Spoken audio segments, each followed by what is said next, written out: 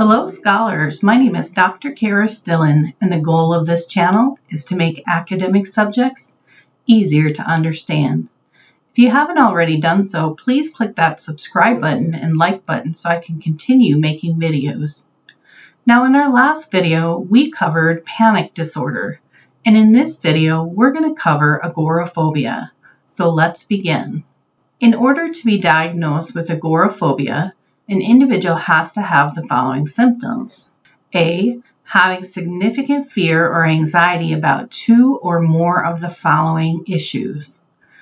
A person having to use any form of public transportation, such as planes, cars, ships, buses, subways, etc.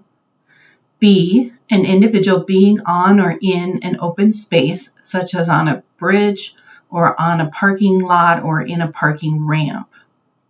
C, being in an enclosed space, such as a movie theater or a store of sorts. D, being part of a crowd or standing in line for something. E, an individual not being at home and is alone while they're out and about and is struggling through fear and anxiety. B, the person will try to avoid these types of scenarios because they'll want to escape them and avoid them, and they might not be able to do that without what they feel would be making a scene of themselves. So they don't want to be embarrassed because of how others might see them because they're experiencing that fear. C, these places almost always create periods of fear and anxiety that feel extreme for the individual. D, these situations are often avoided or the individual needs to have someone with them when they go to these places. E, going to these places is not as dangerous as the person perceives them to be. The rationale they hold for these situations is not factual. F, this avoidance or fear of these places takes place for more than 6 months. G, the attempts to avoid these places or the thought of them creates distress for the individual and interferes with relationships, with work, with school, or with other social situations.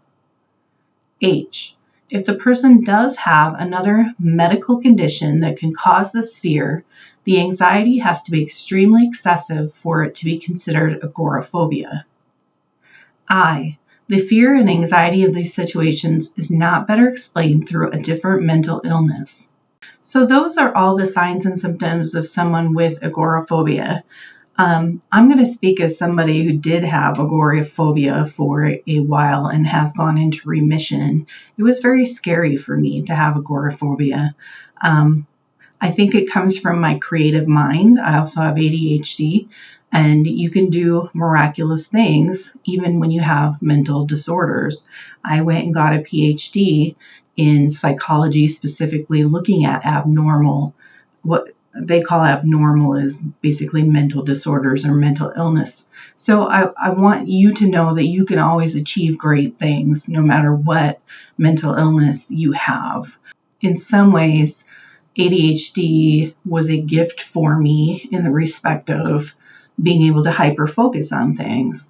When I had agoraphobia, it just helped me to realize that my sympathetic nervous system was in overdrive, and I'm a huge creative. I love writing stories, and I watch a lot of movies that can have that in it. So I know, just to be real personal here, I love going to the Cubs games, but I'm always coming up with some type of scenario in my head, like a giant plane falls out of the sky right into the stands or something like that.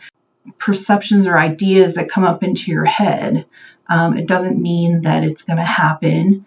The chances are it's not going to happen. And I'm not a big fan of elevators. I don't like planes.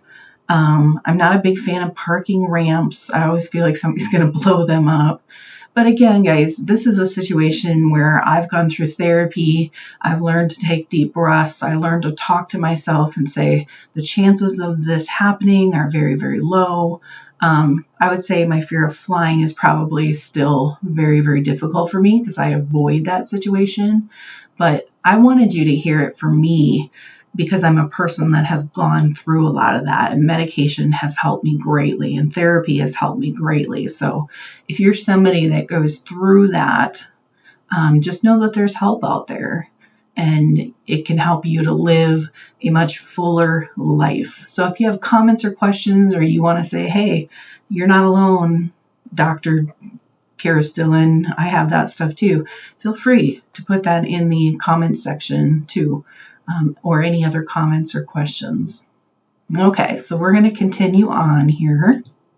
It is normal for individuals with agoraphobia to fear that something bad will happen to them in certain situations, like those discussed above. The person will also perceive that escaping from the situation will be quite difficult, if not impossible. And that's how I feel on an airplane. There's no way to get out, which is different from a bus. Bus, you're on the ground, you ask to get out, you can do that. The person will also perceive that escaping from the situation will be quite difficult, if not impossible. They might also assume that there is no help available if they need it. And because of these feelings, the individual can have a panic attack. Many individuals with agoraphobia will actively avoid these types of situations that cause them the distress. Active avoidance means behavior that is intentionally planned to minimize the time the person comes into contact with the situation. So maybe you take the stairs instead of taking the elevator, which is probably better for you anyway. This means a person might take a different route, choose a job that they don't have to use public transportation. Maybe they park farther away so they don't have to get on a parking ramp. Maybe they're just on a side street or something. Essentially, it's changing up your daily routine so that you don't have to come into contact with what bothers you. Agoraphobia can sometimes be so severe that the individual can basically become housebound. This is because the person overestimates the amount of danger that exists outside of their home.